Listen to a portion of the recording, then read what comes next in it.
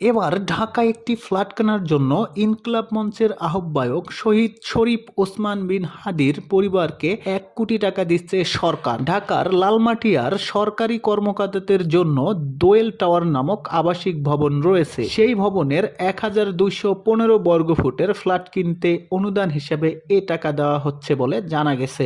অর্থ মন্ত্রণালয়ের অর্থ বিভাগের উপস্থাপন করা এ বিষয়ক নথিপত্র আজ মঙ্গলবার অনুমোদন করেছেন অর্থ উপদেষ্টা সালেউদ্দিন আহমেদ। জানতে চাইলে অর্থ উপদেষ্টা সালেউদ্দিন আহমেদ এ বিষয়ে আজ প্রথম আলোকে বলেন, শরীফ ওসমান বিন হাদির পরিবারকে ফ্ল্যাট কেনার জন্য অনুদান হিসেবে ১ কোটি টাকা দেওয়া হচ্ছে। আজ আমি এ বিষয়ে ফাইল অনুমোদন করেছি। সরকারি অনুদানের টাকায় কেনা ফ্ল্যাট কারা ব্যবহার করবে এমন প্রশ্নের জবাবে অর্থ উপদেষ্টা বলেন, তার স্ত্রী সন্তান ব্যবহার করবেন। অর্থ বিভাগের সূত্রগুলো জানায়, শরীফ ওসমান বিন হাদির পরিবারকে ফ্ল্যাট কেনার জন্য অনুদান দিতে সম্প্রতি অর্থ মন্ত্রণালয়ে আবেদন করেছেন গৃহায়ন ও গণপূর্ত মন্ত্রণালয়।